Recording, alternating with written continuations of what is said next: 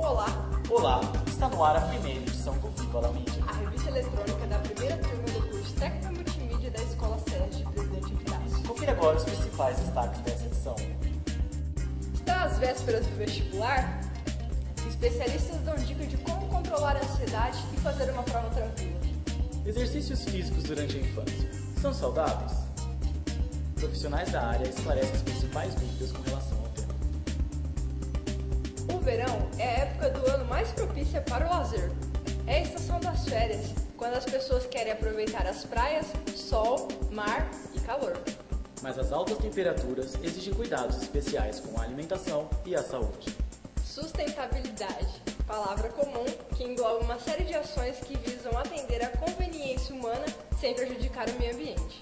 Mas quais atividades podem de fato ser consideradas sustentáveis? Veja alguns exemplos dados pelo SESI de Presidente Epitácio.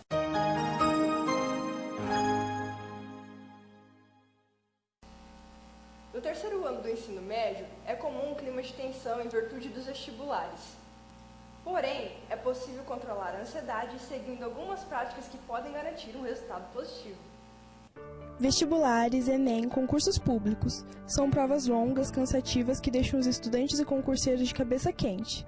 Durante os dias que antecedem as avaliações, além da rotina estressante de estudos em meus cadernos, livros e apostilas, o candidato precisa encontrar alternativas para se manter tranquilo. Mas como isso é possível diante de tantas atividades e compromissos? Entre infinidades de dicas e conselhos, a opinião de especialistas é unânime. Professora, qual é a melhor maneira de se estudar e se preparar para o vestibular? Bom, é uma dedicação de toda a vida, não é? Não é no terceiro ano que o aluno vai conseguir se preparar. Ele tem que ir vindo ao longo de toda a vida escolar, guardando bagagem. Obviamente, no ensino médio, acentuar. Estar atento às informações dos professores, tirar dúvidas, participar ativamente das atividades propostas, são ações que também farão a diferença na hora da prova. Quanto melhor preparado o candidato estiver, menos ansioso ele estará, e a probabilidade de o resultado ser positivo será ainda maior. Lembre-se que muitos vestibulares são extremamente rigorosos em relação ao horário de entrada dos vestibulandos. Portanto, chegar atrasado pode causar a perda da prova. Quais obras literárias a senhora sugere para a leitura? Cada universidade tem uma lista praticamente de obrigação. Então, é seguir. Vamos supor, você quer fazer USP, você quer fazer Unicamp, você quer fazer o UEL, o UEM, então segue mais ou menos. As nossas do estado de São Paulo, as que a gente recomenda, as clássicas todas, né? Então começa lá no Almeida Garrett, com Viagens da Minha Terra, depois vem o Tio, do José de Alencar, e vem vindo. Mudaram algumas, né? José de Alencar, o Dom Casmurro, Iracema, aqui no estado de São Paulo, não está mais, foi entrado o Tio no lugar. Depois tem Vidas Secas, que vai a idade mais do modernismo. Vidas Secas, Capitães da Areia, O Cortiço, A Cidade e as Serras. Acho que são essas, acho que a maioria, as mais apontadas são essas. Memórias Póstumas de Brás Cubas também, tá? Porque aí abarca toda a ideia da literatura, cada um no seu período. Quanto melhor preparado o candidato estiver, menos ansioso ele estará, e a probabilidade de o resultado ser positivo será ainda maior. Apesar de todo o nervosismo, a prova não é um bicho de 7 cabeças, e sim uma oportunidade para o aluno demonstrar seu esforço e grau de conhecimento.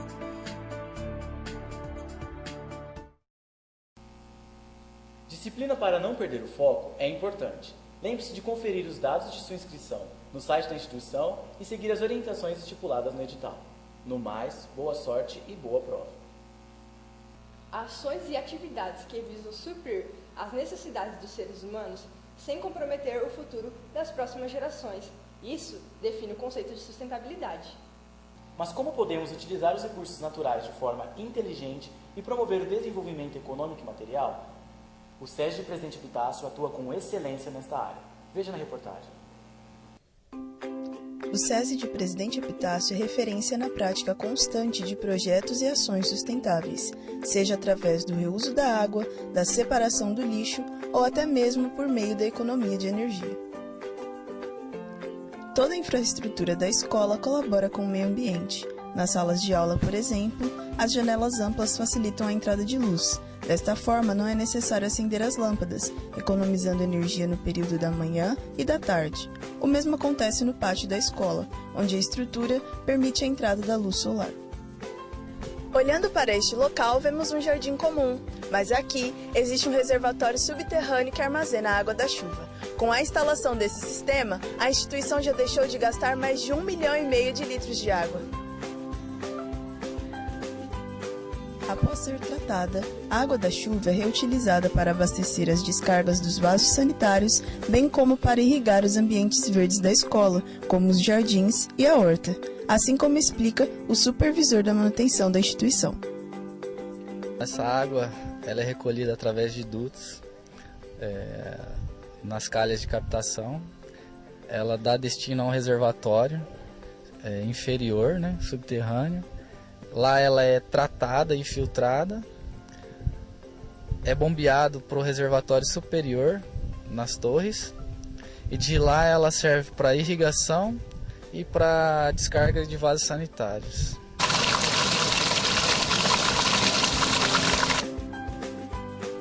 Todo o lixo produzido pela escola é coletado diariamente, separado conforme sua classe e encaminhado à coleta seletiva da cidade. Além disso, a escola investe em diversos projetos que valorizam as práticas educativas com a finalidade de conscientizar os alunos acerca da preservação do meio ambiente. Então, quanto menos água a gente extrair do solo para utilização, o meio ambiente agradece. Mesmo que isoladas, as ações desenvolvidas pelo SESI, além de diminuir gastos, ajudam a preservar o meio ambiente e fazem com que crianças e adolescentes construam o processo de aprendizado com uma consciência sustentável e capaz de mudar para melhor a realidade do planeta. Lembrando que apenas ações isoladas não são suficientes para promover a sustentabilidade. Faça você também a sua parte e ajude a melhorar o planeta.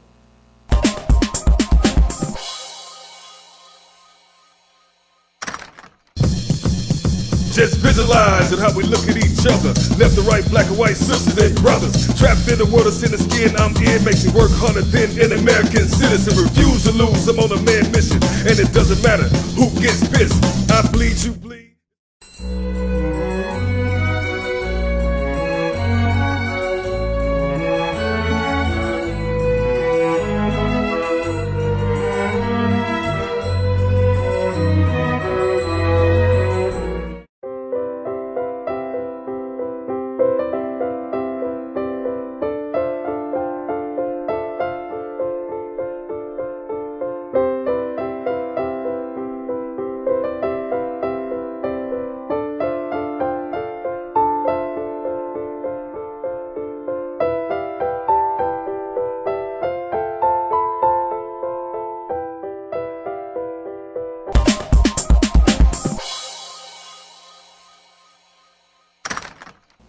A prática de atividades físicas na infância garante uma coordenação motora eficiente e uma postura adequada em outras etapas da vida.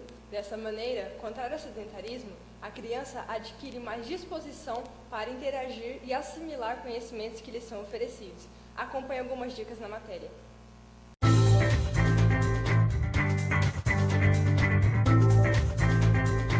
A infância é o período da vida no qual o ser humano tem maior disposição para pular, brincar, correr e praticar atividades físicas.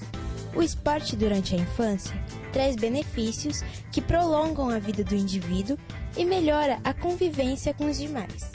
Mas até que ponto essas atividades são consideradas saudáveis? Para o educador físico Fábio Prete, exercícios físicos durante a infância não são apenas saudáveis, como também necessários para auxiliar no desenvolvimento físico e motor das crianças. É uma relação muito importante. O esporte ele serve como um instrumento para que os objetivos da educação possam ser alcançados. é uma atividade muito atraente e que colabora muito, quando bem trabalhada, para o desenvolvimento das questões educacionais. O esporte, ele ajuda na medida em que ele possibilita o envolvimento da criança em atividades cooperativas, coletivas, ele ajuda a desenvolver a potencialidade desse jovem, nas suas capacidades, ele ajuda quando ele permite que a criança ou o jovem interaja e possa, através dessa interação, ter um melhor desenvolvimento na sua vida. A prática esportiva na infância é, inclusive, um complemento no currículo escolar dos estudantes. O esporte oferece a cada criança maneiras de aprender a enfrentar as adversidades e traz benefícios, como a confiança e o convívio social. Portanto, não interfere apenas no corpo, mas também nas relações interpessoais da criança. O SESI trata o esporte como um dos conteúdos a serem desenvolvidos e trabalhados. Então, a partir da oferta dessa questão esportiva na rede, a gente pode admitir que existe uma política nesse sentido e pode estar percebendo na prática, no dia a dia, que o esporte sendo aplicado vem contribuindo para o desenvolvimento dos nossos alunos. O incentivo à prática de atividades físicas deve partir dos pais e educadores, auxiliando principalmente na compreensão sobre o que é correto. De um modo geral, atividades físicas regulares são indicadas para pessoas de qualquer idade. Assim como as necessidades fisiológicas, o corpo humano foi criado para se manter em constante movimento. Desta forma, deixe de lado o sedentarismo e entre para o time da geração saúde.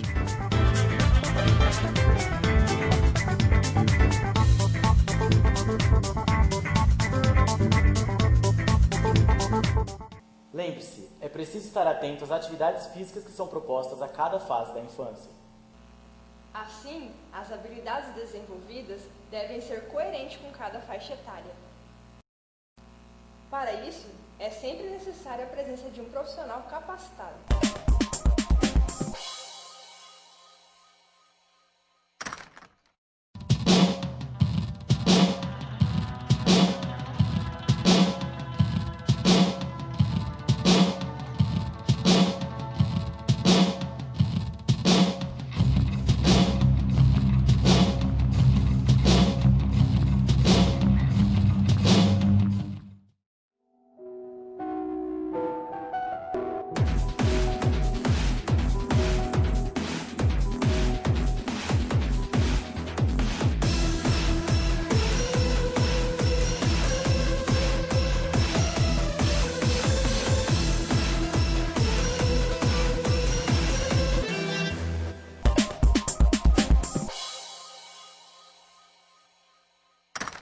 Férias, viagens e atividades físicas ao ar livre ocorrem com mais frequência no verão, período em que o sol e o calor são abundantes. E é justamente nesta época do ano que devemos estar mais atentos à nossa alimentação e hidratação. Saiba o que podemos e o que não podemos consumir durante a estação mais quente do ano. Sol, verão, calor. Clima perfeito para uma piscina, praia ou atividades ao ar livre. Porém, em períodos assim exigem cuidados como hidratação, alimentação saudável, entre outras precauções. O verão é uma das estações mais esperadas do ano. E para evitar problemas com a saúde, é importante ficar atento com a alimentação, ingerindo alimentos com baixas calorias e evitando os gordurosos, que interferem na saúde das pessoas. Responsável por cerca de 80% do corpo humano, a água é um elemento imprescindível em qualquer época do ano. No calor, então, essa necessidade fica ainda mais evidente. O desacordo entre sua perda e sua reposição pode levar a quadros de desidratação e a sintomas como fraqueza, tontura, dor de cabeça e fadiga. Como perdemos mais líquidos durante o verão, devido à transpiração, precisamos nos manter hidratados. Sentir sede já é sinal de desidratação. Por isso é preciso ingerir mais líquidos e não esperar o corpo dar sinal de que precisa de água, como recomenda a nutricionista. Principalmente agora, é importante tomar bastante líquido em forma de água ou suco, consumir bastante frutas que são ricas em água, que é melancia, melão, consumir alimentos que são ricos em água, igual pepino. Então tem que ter uma alimentação saudável e leve, porque se for uma alimentação pesada, já é mais difícil a digestão, e assim a pessoa pode passar mal devido ao calor. Outro fator importante é a alimentação. Manter uma dieta equilibrada também é um desafio. Por isso, prefira alimentos saudáveis e deixe de lado os mais calóricos. Escolha também alimentos frios, crus ou gelados. Abuse das saladas, frutas e sucos e evite feijoadas, chocolates, frituras e bebidas alcoólicas. Se a digestão for muito pesada, igual um alimento pesado, comer uma feijoada ou comer alimentos ricos em gorduras, nesse calor pode fazer mal. Conforme a digestão consome bastante energia. Então, nesse verão, a gente já está perdendo muito líquido, a gente já perde no suor. Então, se a gente consumir muita energia agora, a gente pode passar mal devido aos alimentos pesados. Conforme a gente vai perdendo o suor, a gente perde eletrólitos. Então, a gente perde as vitaminas e os minerais. E os alimentos que são mais ricos em vitaminas e minerais são as frutas e verduras. Quais as refeições que devemos fazer no dia? Desde jejum, assim que acordamos, café da manhã, mais tarde um lanchinho da manhã, almoço, um lanche da tarde e o jantar. O importante é a gente sempre tentar comer de 3 em 3 horas. Preocupada com a saúde, a aluna do 3º ano do ensino médio do SESI, Mariana Puerta, diz que procura seguir à risca as indicações da nutricionista e não se descuida da alimentação e da hidratação. Sempre trago comigo uma garrafa de água mineral para estar sempre me hidratando, mesmo não estando com sede. Eu procuro comer coisas mais leves e suco, tem bastante sorvete também por causa do calor, né? Só. Lembrando que, independente da estação do ano, o importante é manter o foco na saúde e no bem-estar de seu corpo. Vale lembrar que, neste assunto, mais importante que a estética deve ser a preocupação com a saúde. Fique atento e bom verão!